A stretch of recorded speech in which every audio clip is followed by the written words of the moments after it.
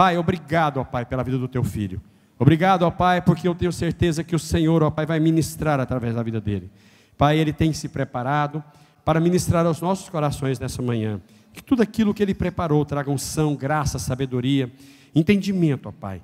Deus abençoe sua vida, seu ministério, sua família. Entregamos tudo em tuas mãos, no nome de Jesus. Amém.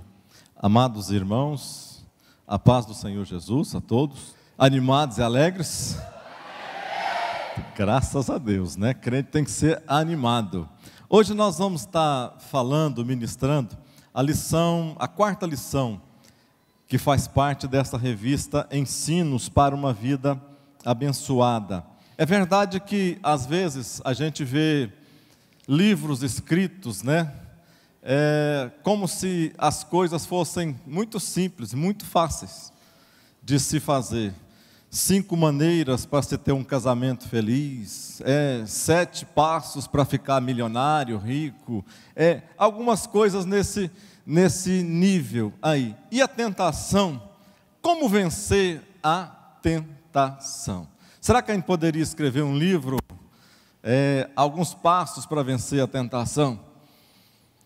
Quantos aqui, só para a gente saber, e que entendem o que é isso, quantos aqui já foram tentados alguma vez na vida? Só para mim saber.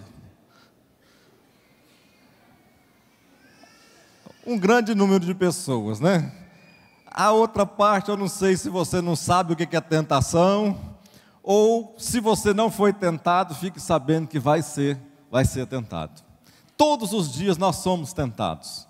Às vezes nós temos pensamos que tentação é somente, às vezes, na vida sexual.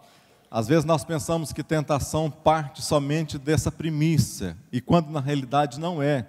Às vezes o inimigo nos tenta em todas as áreas. É verdade que, preste atenção numa coisa, é verdade que a Bíblia fala que ele anda ao nosso derredor. Se ele anda ao nosso derredor, ele nos conhece muito bem. Ele sabe quem nós somos, e se ele sabe quem nós somos, ele sabe quais são os pontos que nós temos mais fortes, e ele sabe quais são os pontos que nós temos mais fracos. Se você fosse um inimigo, e para lutar contra o seu inimigo, você iria enfrentá-lo nos seus pontos mais fortes ou nos seus pontos mais fracos? Mais fortes ou mais fracos, irmãos? É claro que os mais fracos. O nosso inimigo também, ele não nos tenta naquilo que você é forte, de maneira alguma. Para quê? É perder tempo. Ele vai tentar aonde tem uma brecha, às vezes pequenininha, na nossa vida, na minha, na sua vida. É ali naquele lugar que ele vê a fragilidade, a possibilidade de quebra, é ali que ele vai nos tentar. Eu coloquei esta figura para nós começarmos a fazermos uma introdução a este assunto. Eu coloquei um pensamento ali do escritor C.S. Lewis, que ele diz assim: nenhum homem sabe quão mal ele é, até que ele tenha tentado de toda maneira ser bom.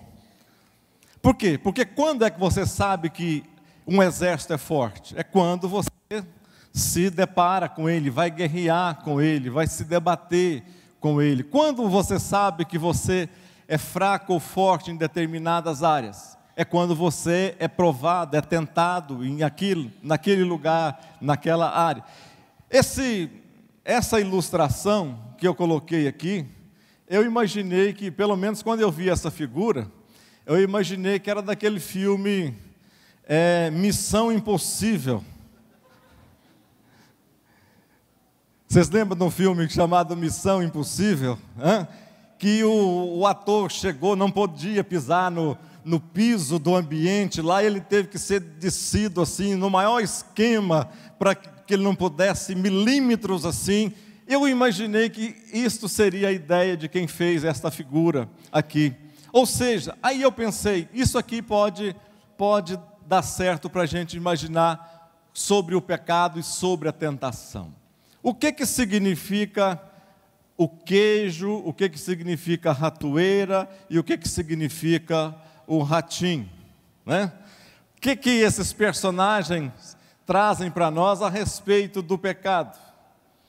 O ratinho é a figura do pecador, nós poderíamos dizer assim. O ratinho, ele é a figura, parece que, como cada um de nós. O queijo simboliza aí a presença do pecado, e a ratoeira simboliza, talvez, depois do pecado, a queda do homem, significa o pecado em si, né? E as consequências desse pecado. Ou seja, o ratinho, ele está achando que ele consegue, com aquelas coisas ali, colocar as mãos naquilo que ele mais quer. Ele acha que aquela ratoeira que pode matá-lo, que pode tirar a vida dele, ele acha que vale a pena, que compensa ele tirar aquilo que para ele é mais precioso e pelo qual ele luta. Assim, às vezes, é na nossa vida, no nosso dia a dia. Às vezes muitas pessoas, ontem eu vi uma reportagem e fiquei imaginando isso, depois de um homem de mais de 40 anos de idade, aí as pessoas entrevistaram ele e ele fez lá uma bobagem, teve um relacionamento sexual com alguém de menor e hoje é considerado estupro. Esse homem de mais de 40 e poucos anos de idade, ele falando na entrevista, e a gente vê pela fisionomia dele, era uma pessoa, ele disse, eu nunca fiz isso na minha vida, a primeira vez que eu fiz isso. Ou seja, eu fiquei imaginando e me colocando naquela situação. Às vezes nós podemos perder todas as coisas, perder toda uma reputação, perder toda uma história, perder todo um tempo de vida que colocado, nós pagamos um preço por uma coisa, uma única coisa. Às vezes um único pecado é capaz de tirar todo o brilho, de não sermos mais conhecidos e reconhecidos por aquilo que nós fizemos no passado, mas passarmos a sermos reconhecidos por aquilo que fez ali naquele momento. Aí eu pergunto para vocês, vale a pena arriscar, será pelo queijo?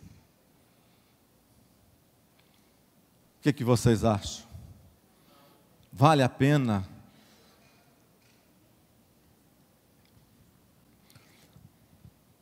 Às vezes me passa pelo coração, será que nos 5 minutos que nós somos tentados, se nós resistíssemos aos 5 minutos da tentação,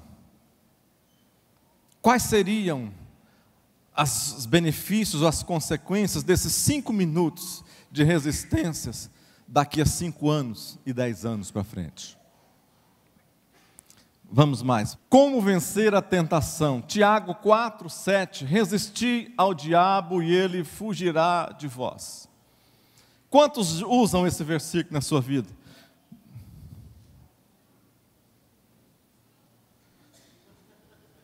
O povo está com medo. O povo está com o pé atrás. Isso aqui é uma aula, irmão. Isso aqui é uma escola. Escola não precisa ter medo de se acertar, de errar, não. Eu não vou fazer pegadinha com vocês, não. Eu não gosto de pegadinha. Eu detesto pegadinha. Assim. Mas quantos que usam esse versículo, Tiago 4:7, nas suas vidas? Levanta a mão assim. Amém. Glórias a Deus. Glórias a Deus. Mas será que você usa ele da maneira correta? Será que nós usamos esse versículo da maneira correta? Resisti ao diabo e ele fugirá de vós. Será que nós somos fortes o bastante para resistir ao diabo? Será que você é forte o bastante para resistir ao diabo? E se é forte? Será que você tem capacidade de suportar todas as investidas do diabo na sua vida? Será que você não tem trocado socos aí, tapa com o diabo, baseado às vezes nesse versículo? Às vezes você tem trocado aí tapa com o diabo e tem ficado todo cheio de hematomas de um lado para o outro, tem quebrado às vezes aí ossos no seu corpo, porque você tem feito exatamente e somente isso aqui, resistido ao diabo. É o próximo passo. Próximo. Sujeitai-vos, pois, vamos ler juntos aqui, sujeitai-vos, pois a Deus, resisti ao diabo e ele fugirá de vós. Qual que é o segredo aí? Resistir ao diabo? O segredo é você ser forte, resistir ao diabo? Não. O segredo não está na sua resistência só e somente ao diabo. O segredo principal está em você se sujeitar a Deus. Porque sozinho nós não conseguimos coisa alguma. A minha capacidade de força, quando eu penso, Paulo dizia que quando ele pensava que ele estava forte, ou quando ele pensava que ele estava fraco, é que ele se tornava forte, não pela força dele, porque quando nós estamos fracos, eu não sei você, mas quando nós nos sentimos fracos, é o momento de você se abandonar tudo aquilo que você pensa que tem, pensa que é, as suas reservas. E quando você pensa que você está fraco, é o momento de você se subjugar, se deixar dominar pelo Espírito de Deus que habita em você. Aí o Espírito de Deus começa a controlar, direcionar a sua vida, te mandar de um lado para o outro. Sim, a partir deste momento, sim, você pode ser fortalecido em Deus. Eu coloquei um versículo de Lucas aqui, porque nós temos que, sempre que nos aliançar com alguém mais forte do que nós. Você nunca tem que ficar caminhando com quem é mais fraco que você. Você não tem que fazer do seu melhor amigo a pessoa que está caindo sempre no pecado. Esse não tem que ser o seu melhor amigo. Você não tem que caminhar, você que é homem, você que é mulher, que é esposa, você não tem que caminhar com alguém que a coisa principal dela é ser garanhão, ser alguém que se basta, alguém que se preza, alguém que se acha, alguém que não valoriza o casamento. Esse não deve ser a pessoa principal para você caminhar com ele. Você tem que caminhar com aquele que é oferecido para ele. Olha, vamos aqui em determinado lugar, lá vai ser o top 10, todo mundo vai, 20 pessoas vão, inclusive vai 15 da catedral, vamos lá junto também? Você tem que andar com esse, diz assim, eu não vou, porque num lugar como esse não cabe a presença do Espírito Santo, e se não cabe a presença do Espírito Santo, não me cabe num lugar desse também. É por isso que, quando Lucas escreve 11, verso 21 e 22, diz assim, preste atenção, quando o valente guarda armado a sua casa em segurança, está tudo quanto tem, mas quando sobrevém outro mais valente do que ele, e vencendo, tira-lhe toda a armadura em que confiava e reparte os seus despojos. Ou seja, quando nós estamos sozinhos, é como se fosse o inimigo. O inimigo se sente forte, às vezes nós nos sentimos fortalecidos, mas quando nós nos envolvemos da presença do Espírito Santo de Deus na nossa vida, é como se algo muito mais forte, muito mais poderoso, muito mais sobrenatural, envolvesse a minha vida, envolvesse a sua vida, aí nos torna assim, nós nos sentimos fortes, nós nos sentimos capazes de resistir toda e qualquer situação de embaraço, de tentação, pela qual às vezes nós viermos a passar, porque nós estamos cheios da presença do Espírito Santo. O diabo é forte, mas o Senhor diz aqui na sua palavra que sobrevindo alguém mais forte, alguém que conduz, alguém que doma a minha vida, doma a minha carne, doma a minha natureza morta, caída pelo pecado, isso vindo um mais forte, ele toma então a liberdade da minha casa, do meu corpo, da minha vida, e aí sim pode tomar guerra, porque ele vai vencer o inimigo que se submetia como forte. Aí nós somos fortalecidos. Próximo. Qual foi a ideia quando eu coloquei isso daqui? Um animalzinho com duas cabeças. O mesmo animal com duas cabeças. O que isso nos chama a atenção? Cada cabeça desse animal tende a funcionar de forma independente para o mesmo corpo. Cada cabeça vai ter a sua ideia própria, vai levar para determinado lugar. Cada cabeça vai comandar determinada parte ou até mesmo a totalidade de um ser vivo. Cada cabeça, nesse momento, se eles não entrarem num determinado acordo ou não abandonar um, deixar o outro dirigir, vai chegar um momento que até mesmo a alimentação desse animal vai ficar comprometida. Porque um não vai conduzir o outro para o lugar corretamente. O que eu quero conversar com vocês a respeito disso aqui? Às vezes é assim que nós tratamos a nossa vida e a nossa natureza. A nossa natureza, principalmente a nossa natureza pecaminosa. Às vezes nós pautamos a nossa vida é exatamente assim, de duas maneiras. Nós pautamos a nossa vida baseado pautamos entre a santidade e o pecado. E às vezes nós acostumamos tanto com um como com o outro. Às vezes nós olhamos para um lado e para o outro, não vemos Deus está matando mais pessoas como Ele fazia no passado. A gente parece que não vê mais Deus fazendo com que pessoas fossem fulminadas ali diante do pecado.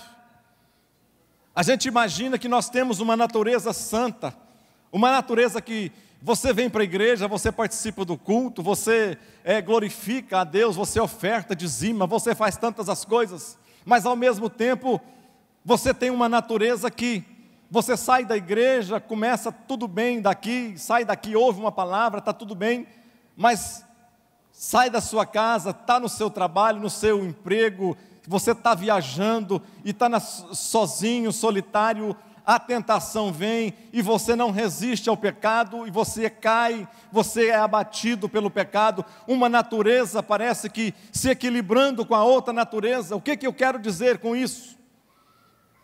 A nossa vida vai ser do mesmo jeito. Se nós não conseguirmos controlar essa natureza pecaminosa, esta cabeça que também está dando ordem, ditando ordens na nossa vida, vai chegar um momento da nossa vida que, por certo, nós morreremos. Uma cabeça vai levar, e a cabeça vai levar essa cabeça, principalmente a cabeça ruim, a cabeça perversa, vai nos levar e vai nos afastar de Deus, e nós fatalmente morreremos, pereceremos, a nossa vida espiritual morrerá. Ela se apagará por causa da natureza pecaminosa, que não foi abatida, não foi morta. Quantos estão me entendendo? Diga amém. Tentação e provação. Qual que é a relação entre tentação e provação? Qual que é a relação que existe entre ser tentado e ser provado? Tiago, e nós vamos falar disso mais na frente um pouco, a sequência desse verso, mais na frente, mas Tiago, ele nos dá uma luz, ilumina um pouco a nossa mente em relação ao que é isso. Porque, veja bem, ele diz que ninguém sendo tentado diga, de Deus sou tentado, porque Deus não pode ser tentado pelo mal e a ninguém tenta. Deus não tenta ninguém. Então, o que significa ser tentado e ser provado? Primeira coisa que a gente tem que entender, de onde que vem, de onde que parte, qual que é a natureza, qual que é a fonte daquilo que você está passando no momento. De onde está vindo aquela fonte que está te fazendo ser provado ou tentado? Há uma linha muito limítrofe assim, que você não consegue, às vezes, discernir se é uma tentação, se é uma provação. Você vai saber diferenciar quando chegar no final o resultado disso. Por quê? Porque a fonte que vem a provação é a fonte de Deus. E esta fonte, da onde vem a provação, Ele não quer que o homem provado, ele venha cair. Mas a provação vem para que o homem provado, ele possa alcançar um outro patamar além, acima. Ele possa passar pela prova, como a gente fala, e subir um outro patamar. E dali para trás, ele sabe que ele está fortalecido naquela área, naquele momento. E se ele não simplesmente abandonar aquelas coisas e deixar de pensar, não, agora eu sou forte, já passei por isso aqui, nunca mais vou passar. Isso é uma mentira do diabo. Mas, do contrário, a outra fonte da tentação é o diabo. E o diabo, ele quer destruir o que Deus constrói. Se você hoje é um crente lavado, remido pelo Espírito Santo de Deus, é porque esse mesmo Espírito construiu em você, te arrancou lá do lodo, do barro, lá da lama, te arrancou e construiu em você um homem novo, fez de você um outro homem, uma outra mulher. Agora, o diabo não quer ver essa construção, o diabo quer destruir. Então, qual que é a diferença básica entre ser provado e ser tentado? Será que pode acontecer as duas coisas juntas? Será que isso pode acontecer juntos? Eu vi 2 casos na Bíblia, e pode acontecer. O caso de Jó, que foi uma tentação da parte do diabo, e uma prova da parte de Deus. Deus queria provar o seu servo, e falar, o meu servo eu posso confiar nele. Então Deus provou e o diabo tentou ao mesmo tempo, porque o diabo queria destruir. Mas Deus queria que Jó passasse e construísse nele uma fé inabalável. Tanto que Jó, quando ele clama, ele diz, quem me dera se nas rochas fossem escritas as minhas palavras e com penas de chumbo fosse escrito, né? Ou seja, ele queria que ficasse marcado aquilo na vida dele, porque ele conseguiu e conseguiria passar por aquilo, porque ele sabia que a fonte, a provisão dele estava em Deus, e não pelo que ele estava passando vindo da parte do diabo. Quantos estão me entendendo? Diga amém. E também Jesus, né? Jesus, a sua provação, lá nós vamos falar dessa provação também aqui agora, lá no deserto, Jesus ao mesmo tempo foi provado e ao mesmo tempo também foi tentado. Mas vamos passar para frente aqui. O propósito da tentação. Aqui eu coloquei essa figura, uma figura de um homem sentado no deserto, simbolizando Jesus sendo tentado, Jesus levado ao deserto. E nesse 1.1, o propósito da tentação, será que tentação tem um propósito? Eu coloquei aqui algo que talvez você vai pensar comigo. Será que são as circunstâncias? Será que são os lugares? Será que são as maneiras circunstanciais que dizem se alguém vai ser tentado ou não? Será que é por você ser muito crente ou por você ser menos crente? que você vai ser tentado ou não? Será que é se você tem muito dinheiro ou pouco dinheiro, se você vai ser ou deixar de ser tentado? Será se você é bonitinho ou feinho? Ah, pastor, gente feia é menos tentado, pastor.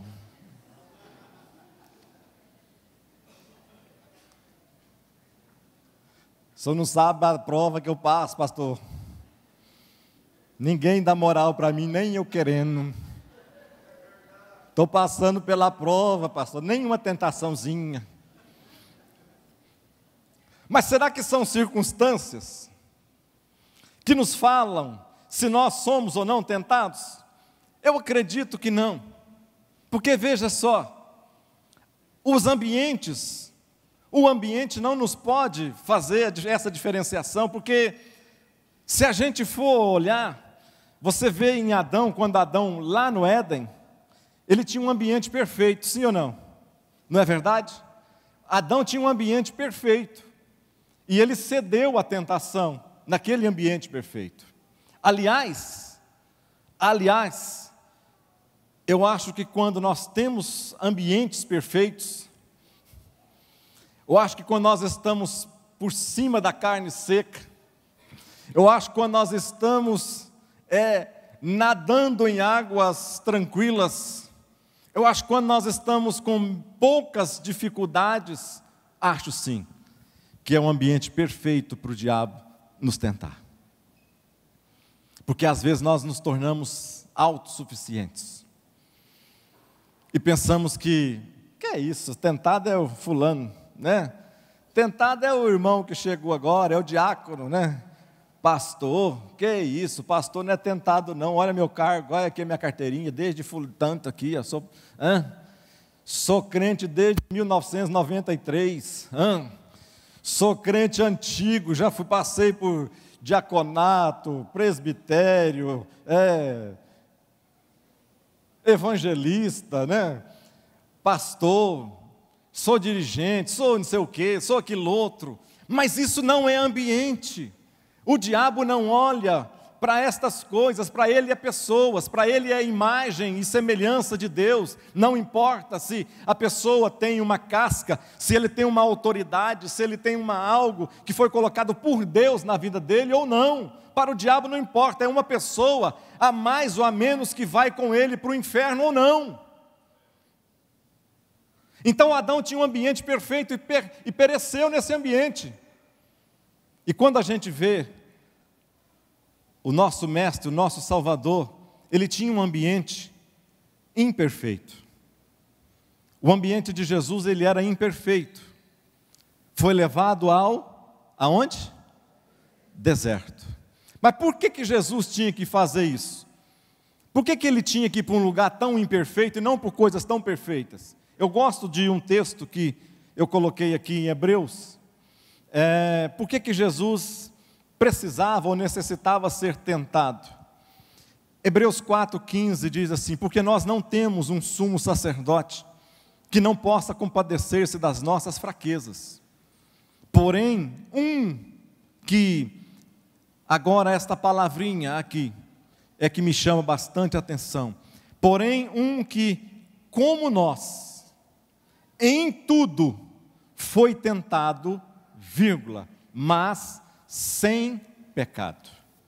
Ou seja, por que Jesus tinha? Você acreditaria em alguém? Você acredita em alguém que, vamos imaginar que alguém pregando aqui nesse púlpito para você, falando de salvação, falando de amor, falando de vida eterna, falando de todas essas coisas, e você vê ele dentro das boates, vê ele com rolo na rua, vê ele dando calote nas pessoas, você acreditaria nessa pessoa que estaria falando para você aqui? Sim ou não? Claro que não. Então por que Jesus foi levado para o deserto e teve que vencer todas essas coisas? Porque se Jesus tivesse perecido, como que seria? Nós estaríamos totalmente desprotegidos, porque em quem nós confiaríamos? Quem seria a pessoa que nos resgataria? Quem seria a pessoa que, através do sangue dele, um sangue, a Bíblia diz que um sangue puro, imaculado, sem mancha, sem mácula, se Jesus tivesse pecado. Mas ele era homem, pastor, mas ele era Deus. Eu sei, ele era Deus. Mas ele era 100% homem também. Ele era, e como homem, ele foi tentado como cada um de nós, tentado em todas as áreas. E a Bíblia diz que em tudo foi tentado, mas sem pecado. A primeira tentação que o diabo leva Jesus para ser tentado, mas é bom nós vermos que não foi o diabo quem levou Jesus para o deserto, para ser tentado. Não foi o diabo que pegou Jesus e falou, vem cá comigo que eu tenho uns negócios ali para você. Eu quero ver se realmente você é um cara macho mesmo. Eu quero ver se realmente você é filho de Deus mesmo. Eu quero saber se você é aquele que das profecias. Vem cá que eu quero levar você. Não. A Bíblia não diz isso. A Bíblia diz que depois de 40 dias de jejum, ou seja, aonde a carne estava sendo mortificada, mas certamente o espírito estava cada vez mais fortalecido, sendo fortalecido. A Bíblia diz, depois de 40 dias, então, o Espírito Santo de Deus conduz Jesus ao deserto para ser tentado pelo diabo. Ou seja, na debilidade, na fraqueza de Jesus, quando Jesus estava mais frágil no seu físico, no seu corpo, na sua mente, eu imagino, quando ele estava com os pensamentos, não sei que tipo de pensamentos que passava pela cabeça de Jesus, mas ele estava fragilizado, e quando ele estava fragilizado, eis que quem aparece? Irmãos, tem momentos da nossa vida que você não quer passar. Há momentos na nossa vida, eu sei que não é talvez o cerne desta mensagem, mas há momentos na nossa vida que é o próprio Espírito Santo de Deus que nos leva para determinadas situações da nossa vida, e nós não entendemos. Às vezes é o próprio Espírito, às vezes nós oramos tanto, oramos, e quando começa às vezes a acontecer alguma coisa ruim na nossa vida, a primeira coisa que nós fazemos é repreender o capeta. Sim ou não? Se está tudo bem, é Deus. Quer testemunhar, pastor? Se comprei um carro novo, quero testemunhar, pastor. Um apartamento novo é testemunho, pastor. Perdi tudo, é o capeta. Sai, Satanás. É o cão, é o chifrudo, eu vi a cara dele. E às vezes não é. Às vezes é o próprio Deus que nos faz passar, nos leva, nos conduz ao deserto. E durante algum tempo nós ficamos no deserto, sendo tentados, para saber se nós vamos superar e nós vamos passar por aquele momento de prova na nossa vida, porque Deus tem coisas muito melhores e superiores para nós lá. Nós não podemos colocar os nossos olhos nas nossas aparentes derrotas, momentos da nossa história. O que vale não é simplesmente uma batalha que nós perdemos ou ganhamos, não. O que vale é saber se a guerra toda vai ser ganha por nós. Lá na frente é que nós vamos saber se nós seremos ou não vitoriosos, se nós cantaremos ou não, se nós fomos provados ou não, se nós fomos tentados e caímos na tentação ou não. Mas enquanto você estiver passando pelo momento da prova, esqueça se é do diabo, esqueça-se de quem que foi isso aqui, continue buscando em Deus, porque é em Deus é que nós podemos cantar os cânticos de vitória da nossa vida. Então o diabo falou assim para Jesus: se tu és o Filho de Deus, diz a esta pedra que se transforme em pão. Se tu és, ou seja, colocou uma dúvida. Por quê? Que ele coloca uma dúvida em Jesus, porque Jesus tinha acabado de sair do batismo. Jesus tinha acabado de ser batizado por João. E lá nas águas batismais, depois do batismo, o que acontece? A Bíblia diz que uma voz do céu veio e disse assim, esta voz alta, latente, e diz assim: este é o meu filho amado, a quem eu tenho prazer. Agora o diabo está perguntando assim, olha a sutileza dele: se tu és o Filho de Deus, diz a estas pedras. Quando você é afrontado, o que você faz? Rapaz, eu lembro que nós tínhamos um negócio quando eu era menino. Exatamente, Tereza. Quando a gente tinha um negócio quando era menino, e a gente gostava, e eu gostava de brigar. Eu quero confessar meus pecados aqui também, né? Gostava de brigar, gostava de uma briga que não era pouca não. Aí tinha aquele negócio de menino de 12 anos, 11, 13 anos, e era negócio falar da mãe do outro. Irmãos, que coisa mais ruim é quando você é afrontado, né? A sua mãe é isso, vem cá, fica um de cá e outro de cá, aí tem um mediador no meio. Tinha um mediador, o mediador é para ver a briga, ver rapidamente ele atiçar a briga, né? Aí ficava um de cá e outro de lá e um mediador aqui. Fala o que você falou da mãe dele. Aí o cara falava. Fala o que você falou da mãe dele. O outro falava. Aí você ficava já, o sangue subia lá na cabeça. Aí o cara assim gentilmente falava assim: quem for mais homem, cospe aqui.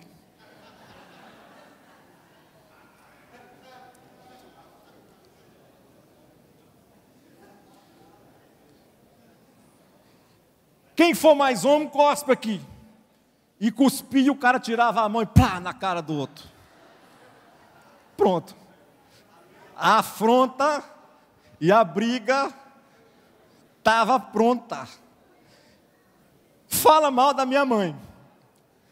E depois ainda fala que quem é mais homem que o outro. É muito claro que eu sou muito mais homem que ele. Mas espera aí, vamos ver esse negócio. O diabo é da mesma maneira.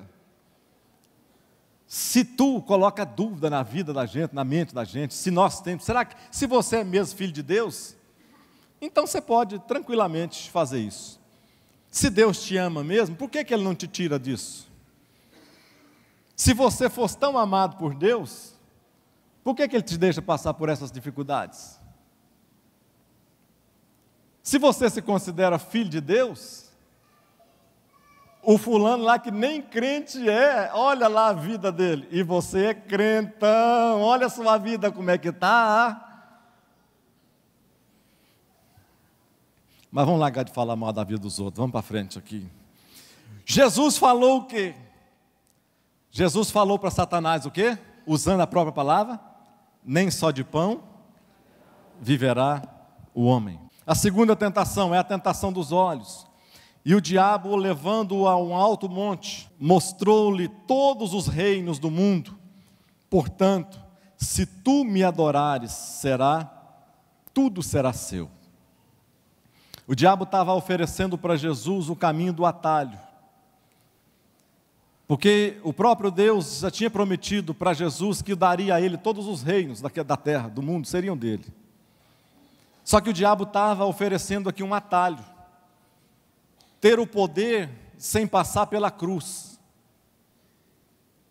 Ter a autoridade sem necessidade de passar pela cruz, pelo sofrimento. Se simplesmente você me adorar, aqui agora, tudo que você está vendo aqui vai ser seu. Ou seja, atalho. Eu quero dizer uma coisa para você: o diabo não tem dono, não é dono de coisa alguma, tudo é de Deus. Então, não tenha medo das afrontas do inimigo, não tenha medo das afrontas do diabo, porque nada é do diabo, tudo pertence a Deus. Se Deus tem uma promessa na sua vida, que essa promessa foi feita por Ele, não se preocupe.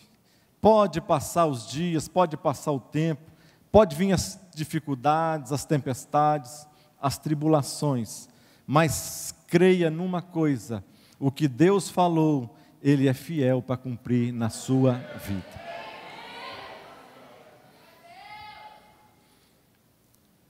Agora lembre-se de uma coisa: o diabo ofereceu tudo para comprar Jesus, tudo para comprar Jesus. Lembre-se de uma coisa: se existir um preço em você, isso é muito sério, Se existir um preço em você, pelo qual o diabo possa pagar, saiba de uma coisa: ele está disposto a pagar.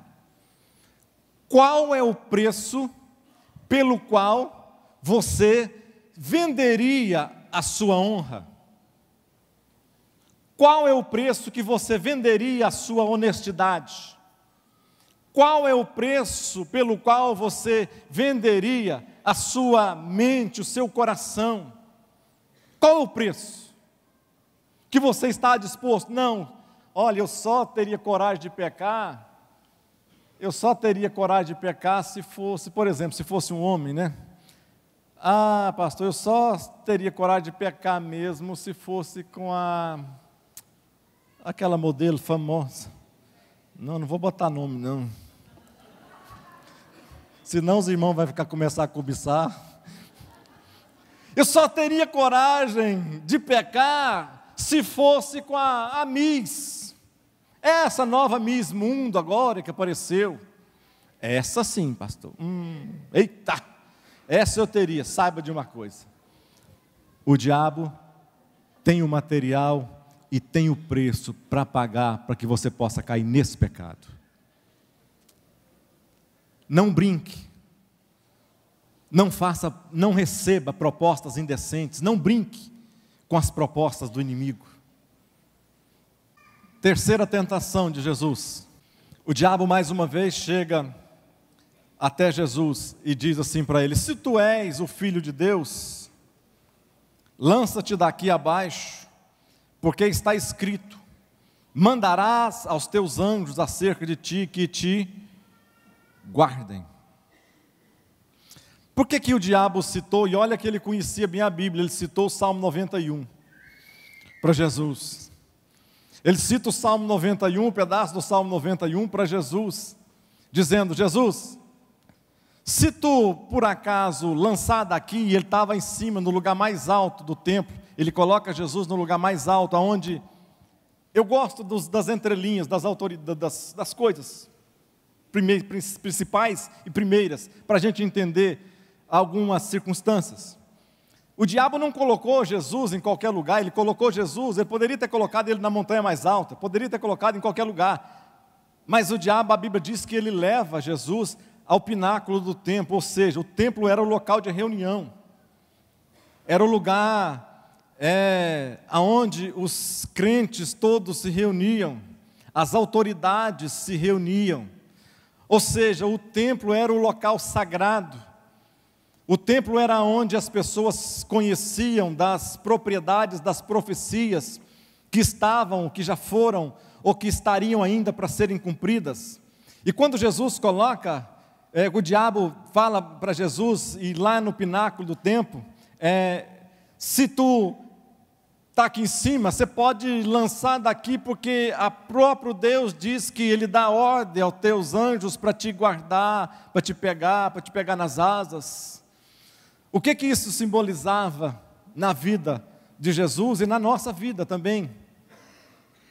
Se Jesus pula daquele lugar, daquele templo, daquele lugar, daquele pináculo, é verdade que lá embaixo estariam somente as autoridades, as pessoas que teriam poder sobre ele. Se Jesus pula e se os anjos, porventura, pegam Jesus no meio do caminho, o que seria? Seria um espetáculo tipo Circo Soleil, né? As pessoas estariam vendo ali um espetáculo, Jesus mostrando a soberba dele, ou seja, eu posso fazer o que eu quiser, que o meu Pai está aqui comigo. Eu posso fazer qualquer coisa aqui que meu Pai vai me apoiar. Ou seja, as pessoas seguiriam Jesus simplesmente por aquilo agora que ele tinha pelos milagres recebido, assim como muitas pessoas hoje têm seguido Jesus. Aonde tem um culto de milagre, vai um. Aonde tem uma campanha, você vai. Aonde tem alguém orando, você vai. Aonde tem alguém profetizando, você está. Aonde tem alguém falando que tem um milagre, você está. Ou seja, você não está interessado, assim como o diabo não queria que Jesus estivesse interessado, na essência de Deus, mas correndo simplesmente atrás de coisas para encher um vazio existencial que às vezes nós temos e buscamos em todos os lugares, pensando que é ali que Deus vai estar, e quando Deus quer que a minha busca seja individualizada, algo de simplesmente baixar os meus joelhos, algo que de dele ver o Espírito Santo, ver uma lágrima saindo nos meus olhos, nos seus olhos, aí sim, não vai precisar de espetáculo nenhum, porque aí sim, ele vai dar ordem aos seus anjos a nosso respeito, para nos guardar e para nos livrar. Quantos concordam disso? Diga amém.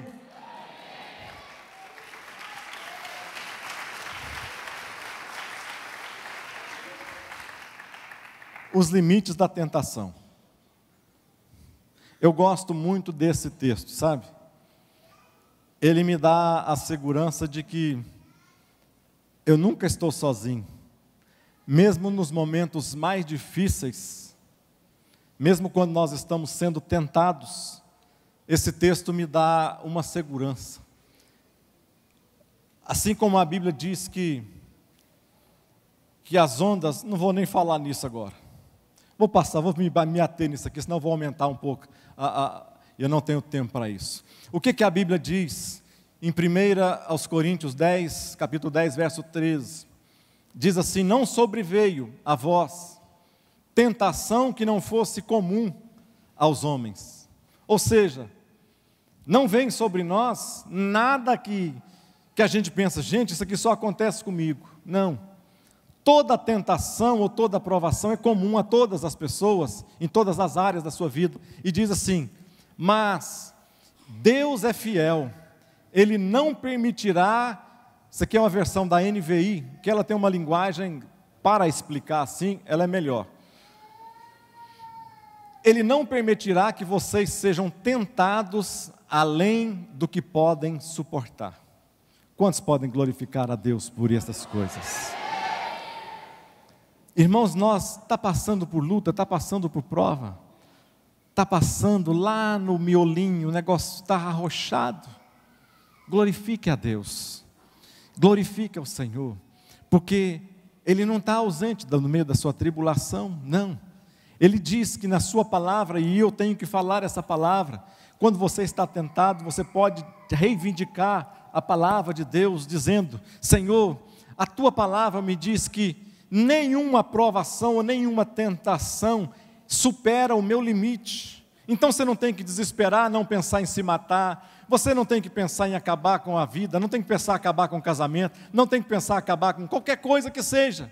Você tem que pensar que olha aqui, além daquilo que nós possamos suportar, mas quando forem tentados, Ele lhes providenciará um escape para que possam suportar. Amém, amados?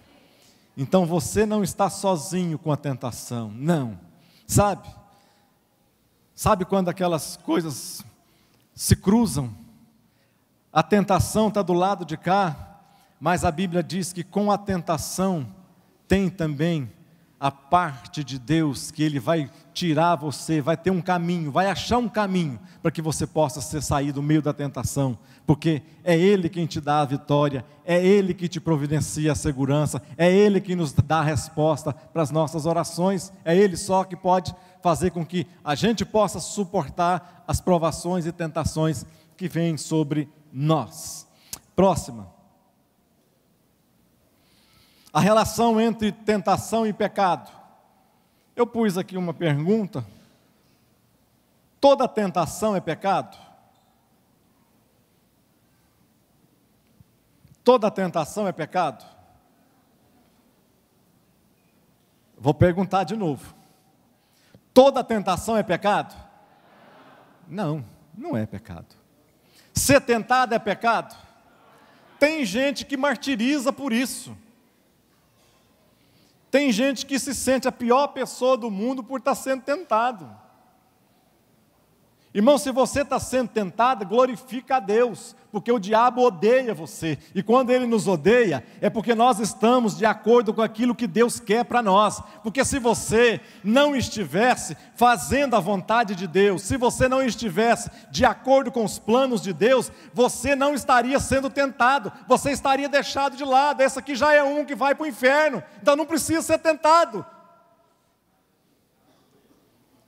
A nossa tentação, a nossa provação ou a nossa tentação tem um motivo, sim. Se você está sendo tentado, não é pecado, não se martirize, não entristeça, não, mas eu sou crente há tantos anos, para que eu estou sendo tentado? Para que Deus permite isso? Eu sou crente fiel.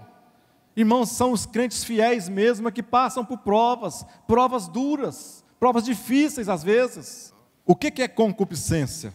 Eu tenho que falar nisso daqui, porque vai entrar sobre a concupiscência de algumas coisas aqui, da carne, dos olhos, que nós vamos falar um pouquinho sobre isso aqui. Concupiscência ou cobiça quer dizer um forte desejo, como o desejo da grávida, anseio ou uma forte vontade de fazer algo.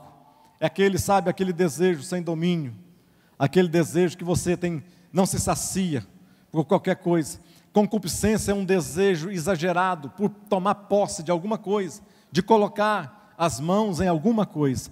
1 João 16, 17 diz assim, olha, porque tudo o que há no mundo, ele está dizendo aqui, tudo o que há no mundo, a concupiscência da carne, a concupiscência dos olhos e a soberba da vida não é do Pai, mas do mundo. E o mundo passa e a sua concupiscência, mas aquele que faz a vontade de Deus, faz o quê? Permanece para sempre. Tudo passa,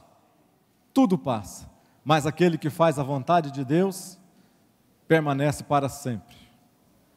Tiago 1,14, preste atenção, sobre a tentação, mas cada um é tentado, quando o quê? Atraído e engodado pela sua própria concupiscência. Cada um é tentado quando atraído e engodado pela sua própria concupiscência. Nós já vimos que concupiscência é aquele desejo, a vontade exagerada de ter ou fazer alguma coisa.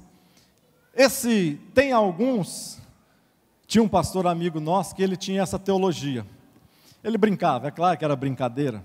Ele fala que tinha a teologia do primeiro olhar, né? Se você olhar para uma coisa pecaminosa uma vez, não é pecado. Mas se você olhar uma vez, gostou, e olhar a segunda vez, já é pecado. Aí alguns irmãos dizem, pastor, eu ainda estou no primeiro olhar, né? Não tira o olhar, continua no olhar, né? Eu continuo com o primeiro olhar, nem pisquei. E o que desceu para o seu coração? A Bíblia diz, cada um é tentado quando atraído. Você já viu alguém ser atraído? Você já viu quando a gente fazia armadilha para atrair passarinho? Armadilha para atrair caça? Você coloca algumas coisas que o bichinho mais gosta, para comer, para alimentar. Não é verdade? Não é assim que se faz? O diabo faz exatamente esta isca. Então cada um ele é tentado quando ele é atraído.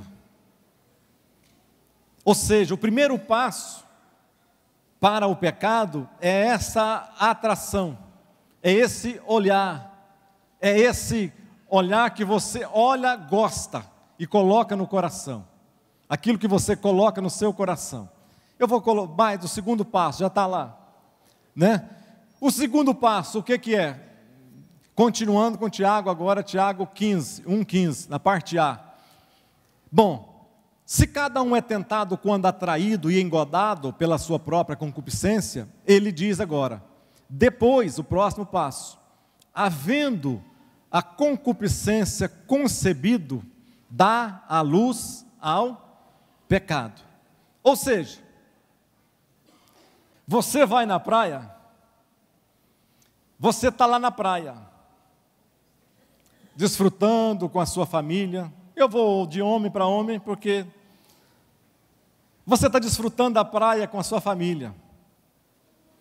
Aí você está sentado lá na sua barraca, tranquilamente.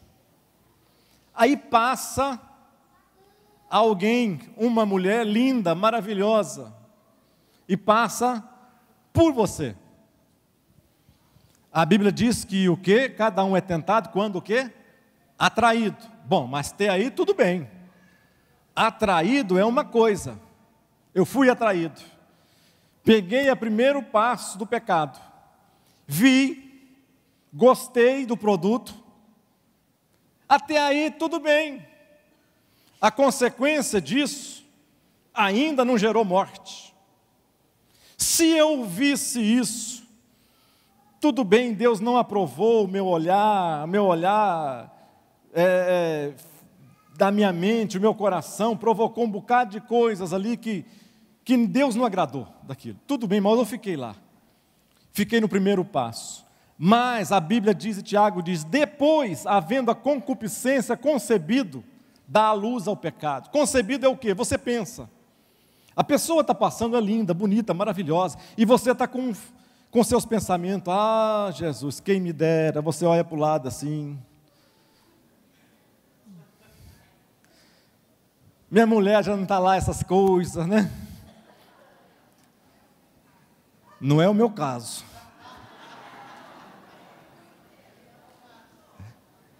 A minha mulher não está lá, essas coisas.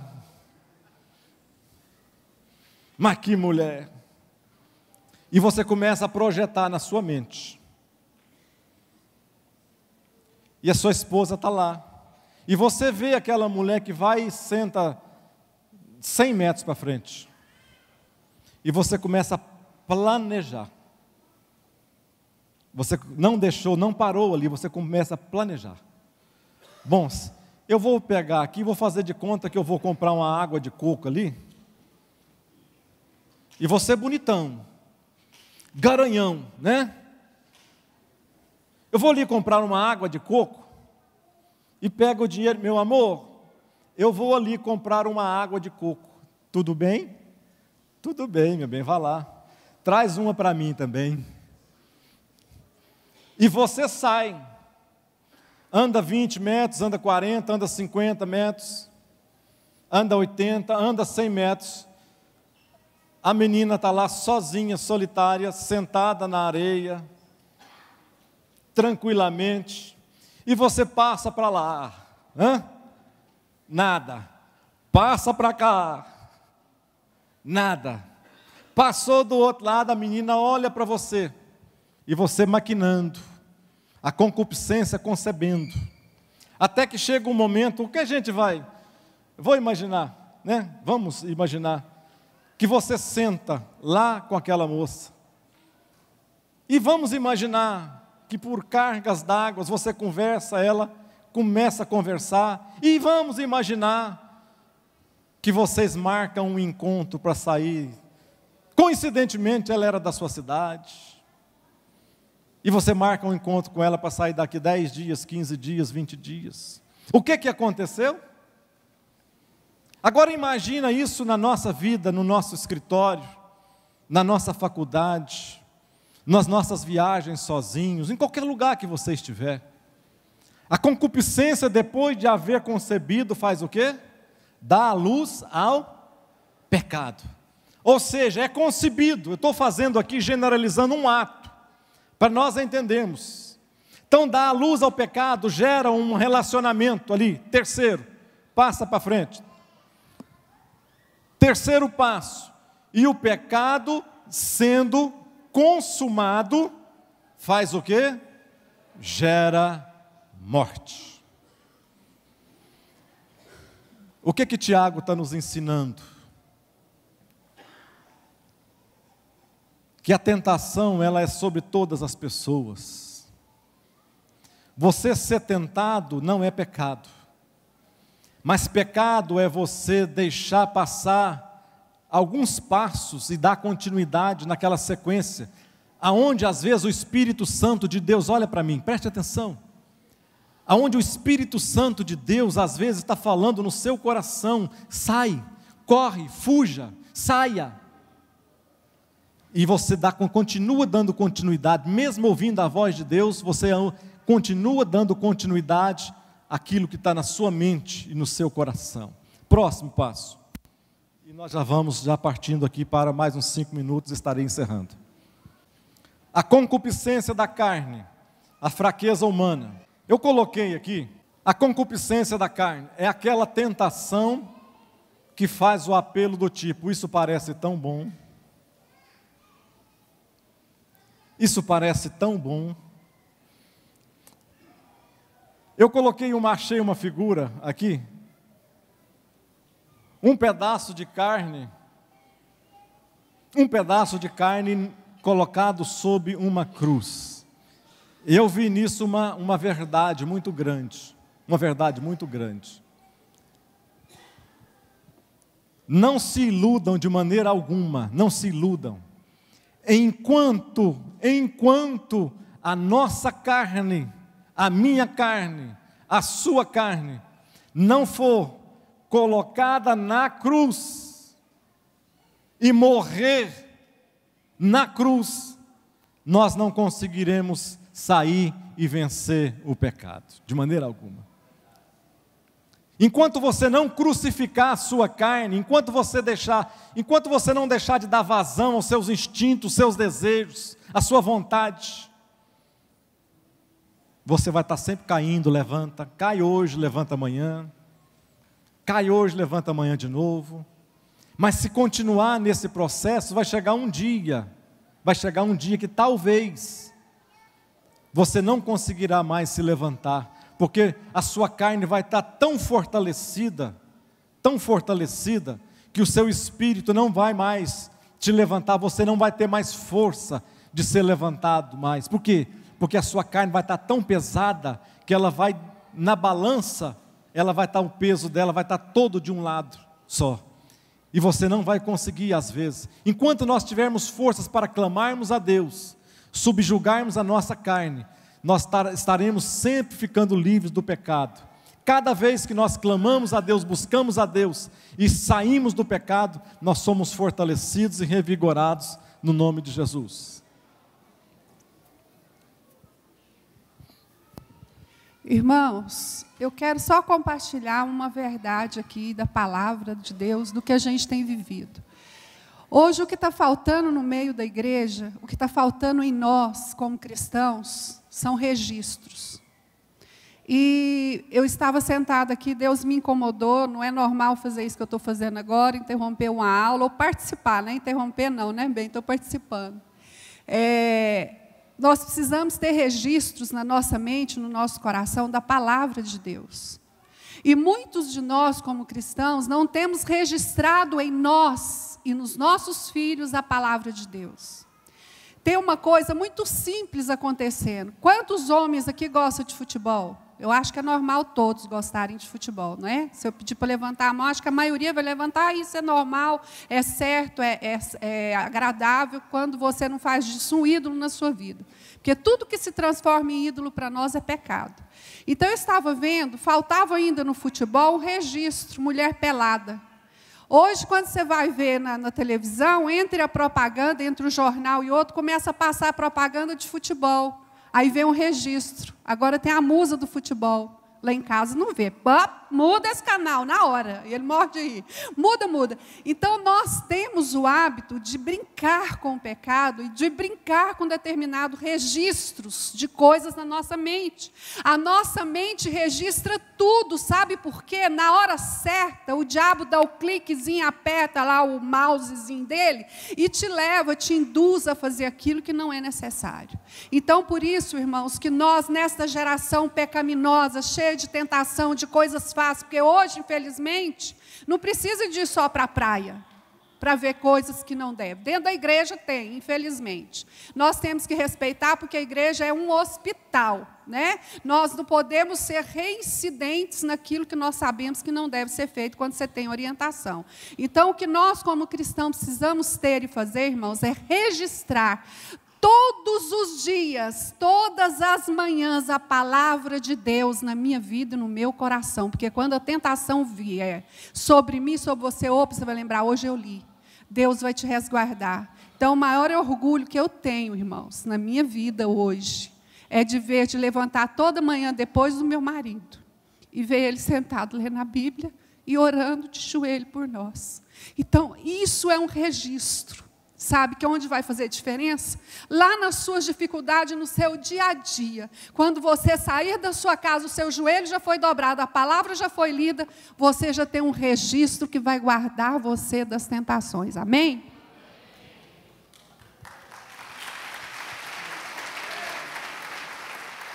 A concupiscência dos olhos é o chamamento apelativo. Como isso é bonito! Eu preciso tê-lo. Foi o que Davi fez, né? Ele está no palácio, dá uma olhadinha assim, gente, mas que mulherão. Gente, mas que mulher bonita, como eu nunca tinha visto uma mulher dessa aqui nas redondezas. Alguém fala para ele, Davi é casada. Ele fala, não tem problema, eu quero para mim. O que é isso? Concupiscência dos olhos. O que os nossos olhos estão vendo? E o que isso entra para o nosso coração, está deixando de entrar para o nosso coração? A soberba da vida é aquele pensamento, aquilo me faria tão importante se eu tivesse, ou se eu experimentasse, né? Eu coloquei aqui essa figura do eu, o eu ali na cruz também. Isso aqui é a vontade de tirar o nosso desejo de aplauso, a jactância, a arrogância, né? A vontade de que as pessoas nos vejam, que a gente possa sobrepor algumas pessoas. Ou seja, esse eu nosso tem que ir para a cruz. Esse eu nosso também, juntamente com a carne, com os olhos, o nosso eu aqui, ó, que significa soberba nossa, tem que ir também diretamente ali para a cruz. E finalizando, passos para vencer a tentação. Vamos dizer junto? Vamos lá? Primeiro, não confie na sua própria força. Você tem força? Tem. Mas não confie na sua própria força. Segundo, vamos lá? Corra da tentação. Terceiro, vamos lá? Resista ao diabo. Mas lembre-se, junte-se com Deus antes. Quarto, ore. Quinto, jejue. Sexto, esteja alerta e vigilante. E sétimo, faz o quê? Use a palavra de Deus. Nunca flerte com o pecado, irmãos, nunca flerte com o pecado. O pecado, eu coloquei algumas coisas, algumas mensagens, alguns anos atrás, ou meses atrás, eu não lembro. Eu lembro de ter colocado aqui, eu coloquei um pensamento de John Dryden, que ele diz o seguinte: é melhor evitar a isca do que debater-se na armadilha. É melhor evitar a isca do que debater-se na armadilha. Próximo, nunca se esqueça, o pecado sempre o levará mais longe do que você jamais teve intenção de ir. Vamos ler isso aqui juntos, todos, irmãos? Vamos lá? O pecado sempre o levará mais longe do que jamais você teve intenção de ir. Outra, o pecado, irmãos, o retém mais tempo do que você jamais teve intenção de ficar. Vamos ler juntos também? O pecado o retém mais tempo do que você jamais teve a intenção de ficar. E por último, vamos ler todos juntos? Vamos lá? O preço do pecado é muito mais caro do que você jamais teve a intenção de pagar. Vamos ficar de pé. Põe a sua mão assim no seu coração. Todos todos nós somos pecadores. Todos nós. Todos nós, há uma luta interna entre santidade e pecado. Agora eu sempre digo, quem que vai vencer isso? Quem que vai vencer essa luta entre santidade e pecado? É como se estivesse numa balança, de um lado a santidade, do outro lado o pecado. Quem vai vencer essa luta? Eu li uma certa vez, eles falando um exemplo, um escritor falando um exemplo de animais. E os animais numa rinha, um animal sempre ganhava dos outros. O animal sempre era um cachorro, mas ele sempre ganhava dos outros cachorros. Aí alguém, depois de muito tempo, perguntou para ele, mas por que às vezes a gente coloca animais até maiores do que o seu, e o seu sempre sai vitorioso? Por quê? Ele disse assim, o meu sempre sai vitorioso porque é o tipo de alimentação que eu dou para ele. Quem vai ser vitorioso na nossa vida? Santidade ou pecado? Quem vai sair vitorioso na nossa vida, na nossa casa, na nossa família? Santidade ou pecado? A resposta simplista é: aquilo que você mais alimentar é que vai ter vitória na sua vida. Alimenta a santidade, a presença de Deus, do Espírito Santo de Deus, a palavra, a oração, o jejum. Alimente essa área na sua vida e você vai ver que essa área vai ser fortalecida e você vai ser vitorioso. Mas cria desleixo, alimenta a área do pecado, dá vazão aos sentimentos, às emoções, palavras chulas, palavrões e mentiras, e você vai ver que essa área na sua vida vai ficar muito mais forte do que a área de santidade, e você vai perder a batalha. Vamos orar então, põe a sua mão assim no seu coração. Eu quero orar com você nesta manhã, para que Deus possa nos fortalecer e nos dar vigor na caminhada. Amado Deus, eu te peço mais uma vez nesta manhã, Pai, depois de ministrar aos teus filhos, ó Pai, esta oportunidade tão maravilhosa de estar falando a tua palavra, eu te peço que o Senhor venha na nossa vida, meu Deus, de uma maneira diferenciada, que nós não possamos ceder às tentações, ó Pai, mas que sejamos fortalecidos, revigorados, renovados, através do teu Espírito Santo, ó Pai. Venha nos fortalecer mesmo, ó Pai, que possamos fazer da nossa vida diária, Senhor, um propósito de comunhão com o Senhor, porque é a tua palavra que nos garante vitória, é a tua palavra que garantiu vitória para Jesus lá no deserto, e é a mesma palavra que continua nos garantindo vitória hoje aqui, Pai. 2000 anos depois, nós continuamos sendo vitoriosos, embasados na tua palavra. Fortalece-nos, ó Pai, fortalece as famílias, fortalece pessoas aqui nesta manhã, Deus, que não possam abdicar, que não possam abandonar, que não possam deixar a santidade de lado,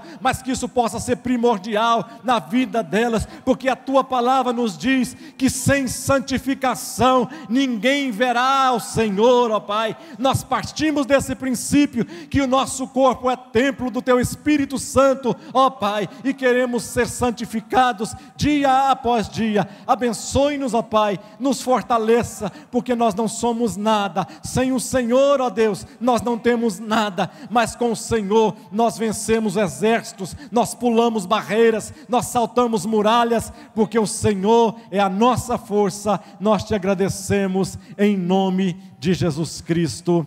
Amém. Que Deus nos abençoe em Cristo Jesus.